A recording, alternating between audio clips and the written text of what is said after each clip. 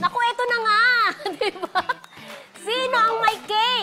Maunang maging national artist? Regine Velasquez ba o Lea Salonga? Kasi may mga nagmumungkahi daw. Kuya Roldan at Romel Placente. Na sila na mga susunod sa Alam mo, pag-live talaga, dami nangyayari. Sa pag-live, dami nangyayari talaga. Diba? Ay. Diyos ko. Ayan. Lea Salonga, diba? Alam mo, friendship, di ba pinagtatalunan talaga kung sinong maunang dapat magkaroon ng national artist? Siyempre, Lea Salonga kasi nagbigay siya ng karangalan sa ating bansa, di ba?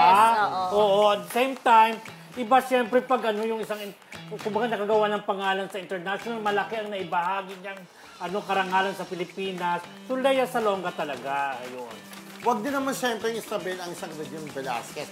Dahil gaya po ni Lea, nakapagdala din naman ng karangalan dito sa atin si Miss Regine Velasquez. Kung natatandaan nyo, sa Japan yata yun, para yung kantaan sa Japan, siya yung nag-title, si Regine Velasquez. Tapos meron pa yung silang dalawa nung isa pang singer, nakalimutan ko lang isang singer. So, may karapatan siya maging national artist. At di ba, hindi lang doon sa ibang bansa, kahit dito sa atin, marami na siyang napatunayan, di ba? Ang isa sa mga criteria ng pagiging national artist, kung ano ang naiambang mo, ito, this time sa music industry. Kaya deserve din ni Regine na maging national artist over Lea. Ano masasabi mo dyan, Maring Mildred? Ang masasabi ko dyan, ito, pasensya na dahil Lea talaga ako, di ba? Okay. First Asian actress to win the Tony Awards Best Actress as Kim for Miss Saigon, that was 1991. So therefore, pero panindigan mo muna yung mo. Yes, naniniwala ako na si Lea Salonga ang deserving dahil sa pagbibigay niya, katulad ng sinabi ni Kuya Roldan, ng karangalan dito sa Pilipinas. Ang hirap-hirap ma-achieve yan, Kuya Roldan.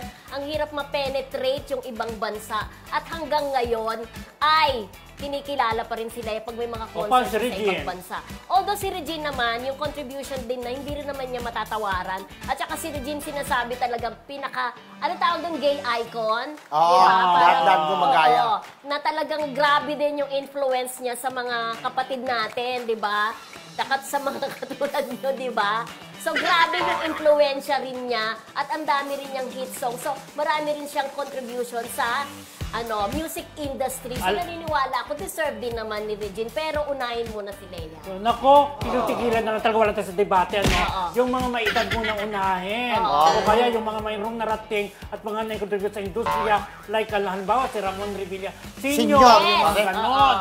Mga ganon dapat yung mga edad. Next in line na lang sila, no? Sila mga bata pa, saka na lang pag-awayan yung national artist para kina Regine at ako rin, tama ako, naniniwala ko kay Friendship Roldan, dapat mga may edad, mga veterano talagang matatawag, di ba? Yun, kagaya niya ate, naging national artist. Kasi Vilma sa pwedeng ganon, di ba? Although di namin na si Regine at si Cam. Pero marami pang But their time will come, di ba? Ganon.